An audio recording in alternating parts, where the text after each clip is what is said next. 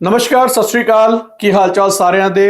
ਅੱਜ ਇੱਕ ਅਹਿਮ ਜਾਣਕਾਰੀ ਤੁਹਾਡੇ ਨਾਲ ਸਾਂਝੀ ਕਰ ਰਹੇ ਹਾਂ। ਇਹ ਕਹਿ ਲੋ ਕਿ एक खास गल ਤੁਹਾਡੇ ਨਾਲ करन आया। मसला दरअसल ये है कि पिछले कई दिनों से या जो 3 रिपोर्ट्स मैंने आपको दिखाई थी कि कैसे पंजाब की आम आदमी पार्टी की जो सरकार है वो सरकारी जमीनों की सेल परचेज का काम कर रही है। अभी तक मैंने आपको सिर्फ सेल का काम बताया था, परचेज के भी कुछ कागज मेरे पास आए हैं, वो भी आपको बताऊंगा कि कैसे कुछ जमीनों को खरीदने की भी तैयारी है, पर बेचा इसलिए जा रहा है कि हमारे पास पैसे नहीं है। फिर जब पैसे नहीं है तो खरीदा किस लिए जा रहा है? क्या किसी से पैसे पकड़ के उन जमीनों को खरीदा जाएगा या इसके पीछे की कहानी कुछ और है?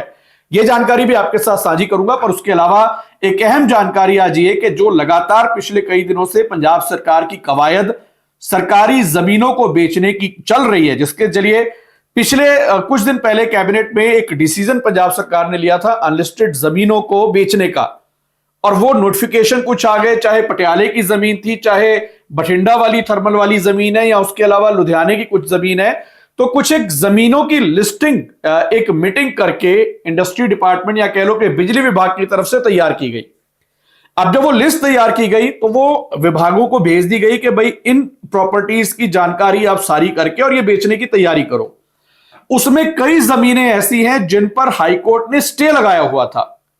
ये बात निकली तो बात तो दूर तलक गई, और अब दूर तक गई तो मसला यह हुआ कि यह मामला हाई कोर्ट पहुंच गया।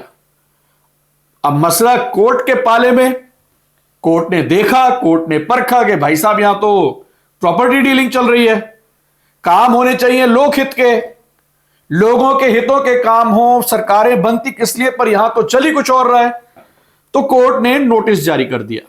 नोटिस किसको जारी किया, कोर्ट कौन पहुंचा, और यह पिटीशन आखिरकार या पीआईएल आखिरकार डाली क्यों गई, तो आज इसमें मैं बात आपसे करूंगा। एक वकील, सीनियर वकील हैं पंजाब हरियाणा हाई कोर्ट के, जिन्होंने यह मामला हाई कोर्ट के संज्ञान में लाए वो, और उसके बाद क्या कुछ वहां पर हुआ। सो हमारे साथ हाई कोर्ट के सीनियर वकील जगमोहन भट्टी जी जुड़ चुके हैं। उनसे बातचीत करते हैं कि आखिरकार यह मामला कोर्ट में क्यों लेकर गए और हुआ क्या कुछ है। भट्टी साहब, बहुत बहुत स्वागत आपका।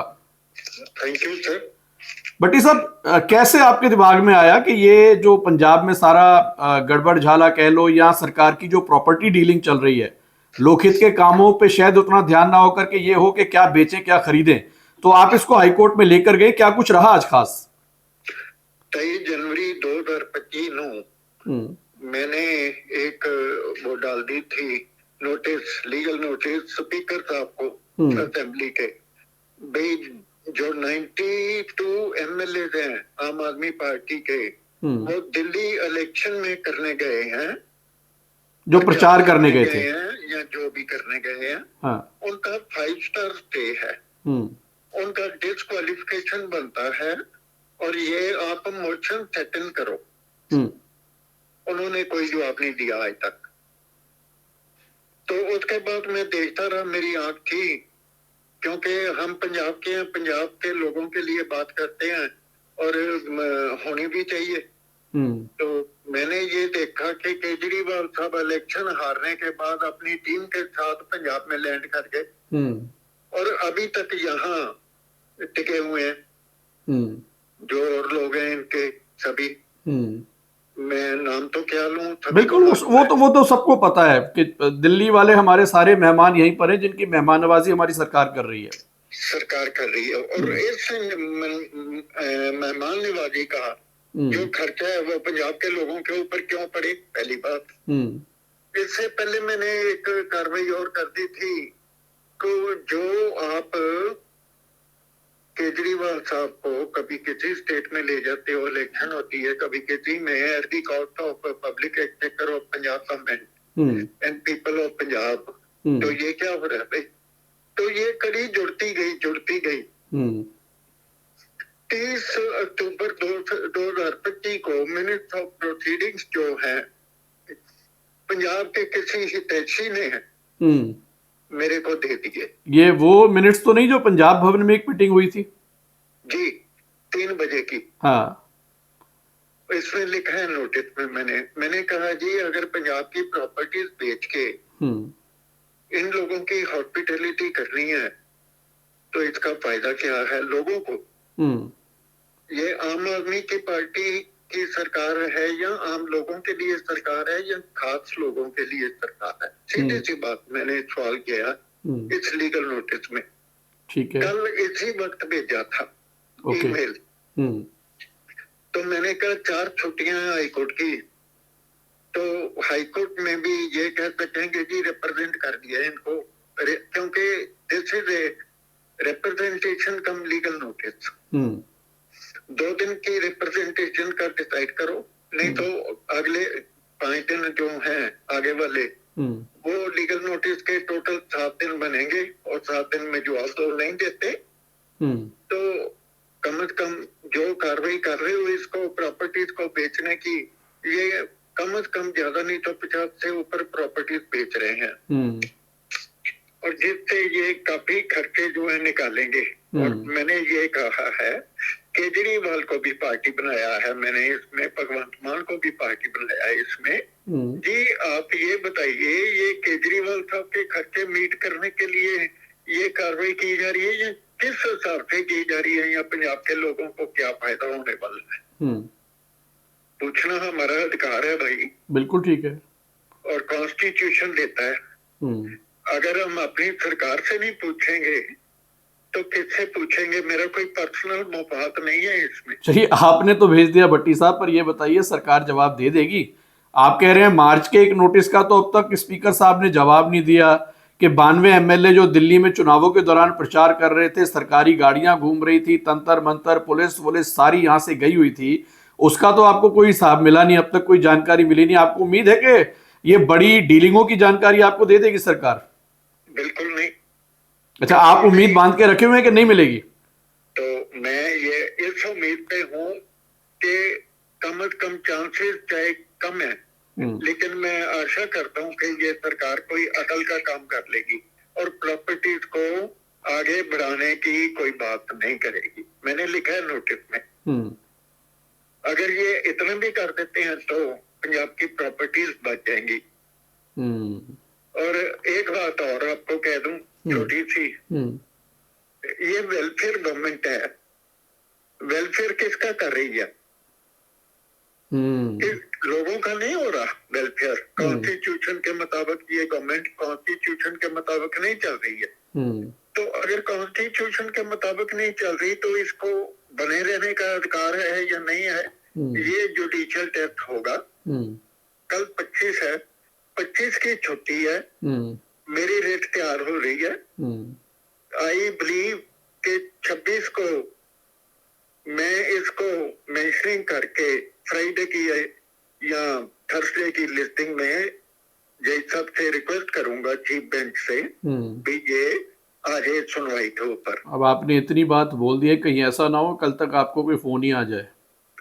किस बात का फोन आएगा भाई साहब? फोन आपको भी पता है, ऐसी बातें करने के बाद किस बात के आते हैं? मेरे को फोन आए या ना आए, मैंने अपने पंजाब के लोगों की बात की है, किसी के ऊपर एहसान नहीं किया। और इट इज ए फैक्ट। और गवर्नमेंट को मालूम है कि जो हम ऑर्डर निकालते हैं उसको बचा लें भट्टी साहब से, नहीं तो इसकी शाही जो है सूखेगी नहीं, उनका काम पहले शुरू हो जाएगा। नहीं, मैं थोड़ा सा अपने दर्शकों को ना 10 साल पीछे ले जाता हूं। मैं 1 मिनट आपको भट्टी साहब रोकना चाहूंगा। भट्टी साहब ने ना जब अकाली सरकार थी तो जो कैबिनेट मंत्रियों का कोटा होता है, यानी कि जितने आपके विधायक हैं उसका 15% का जो कैबिनेट का कोटा है अकाली सरकार में, उससे ज्यादा लोगों को कैबिनेट रैंक देकर सीपीएस लगाया हुआ था। भट्टी साहब ने एक पिटीशन मूव करी और उसके बाद वो सारे उतार दिए गए। तो ये भट्टी साहब का बैकग्राउंड है, इसीलिए मैंने उनको कहा कहीं आपको कोई फोन ना आ जाए। भट्टी साहब एक चीज और बताइए, प्रॉपर्टीज की तो जानकारी चलो सरकार के ऊपर है, सरकार देगी या नहीं देगी, पर आपको लगता है कि ये तो वेल्थ डिक्रीज वाली तरफ जो है वो सरकार जाती है और हमारा पंजाब जाता नजर आ रहा है? मेरे ख्याल में जो पंजाब जिस तरफ जाना चाहिए था, उड़ता पंजाब या रंगला पंजाब, वो है नहीं। मैंने एक टीवी चैनल के लाइव टेलीकास्ट में ये बात कही थी, आप पंजाब को रो रहे हो, पंजाब नशे की जद में है, ये तो सारा देश नशे की जद है। और 2 महीने बाद जब मैं उसी चैनल के ऊपर था फिर किसी मुद्दे पे नशे के, तो मैंने ये कहा था कि 60% जो बच्चे हैं शिमला के हिमाचल में देखेगी जग में है। तो मैंने कहा जी पंजाब को आप कोसते हो, तो अगर मैं ये कहूँ कि सारा देश जग में है, तो आज देख रहे हो सारा देश जग में है। एक बड़ा विषय तो है। देखो, अगर हम अपने देश की बात नहीं करेंगे, स्टेट की बात नहीं करेगा, तो कौन करेगा? बिल्कुल सही बात है। कौन करेगा? तो ये जो आपने मेल से नोटिस भेजा है, इसमें पार्टी आपने अरविंद केजरीवाल, मुख्यमंत्री और इनके अलावा और किस किस को बनाया? चीफ सेक्रेटरी साहब को। अच्छा, कैप सिन्हा जी को, संजीव अरोड़ा जी को, इंडस्ट्री मिनिस्टर और पावर मिनिस्टर, ठीक है। तो जो इनके हैं IAS ऑफिसर, जो वक्रे वक्रे डिपार्टमेंट जो हैं, अच्छा, ये बिजली और पूडा वाले जितने भी हैं जी, सभी को मैंने कर दिया है, आपको कॉपी भेज दी है। आप अपने दर्शकों को दिखा सकते हो, इसका प्रिंट सारा कुछ दिखा सकते हो। हमने किसी वैर की भावना से नहीं किया ये काम, हमने अपने पंजाब के लिए ये काम किया। बिल्कुल ठीक बात है, पंजाब बचा लेंगे। चलिए, शुक्रिया भट्टी साहब बहुत बहुत हमारे साथ जुड़ने के लिए। तो हाई कोर्ट के सीनियर वकील जगमोहन सिंह भट्टी, जिन्होंने एक नोटिस भेजा है हाई कोर्ट में इसको लेकर के, अब आगे सरकार इस पर क्या जवाब देती है ये देखने वाली बात होगी, पर मसला वाकई गंभीर है। एक वकील, सीनियर वकील है पंजाब हरियाणा हाई कोर्ट के, अगर वो फिक्रमंद है पंजाब को लेकर के और वो साफ तौर पर कह रहे हैं कि मैं इससे पहले भी कई नोटिस भेज चुका हूं पर जवाब कोई नहीं मिलता, तो मैं पहला जैसे कई वीडियोस में या कई बार आपको जानकारी दे चुका हूं कि RTI भूल जाओ, लोकपाल है कहां, तो ऐसी जानकारी कहां मिलेगी आपको लगता है?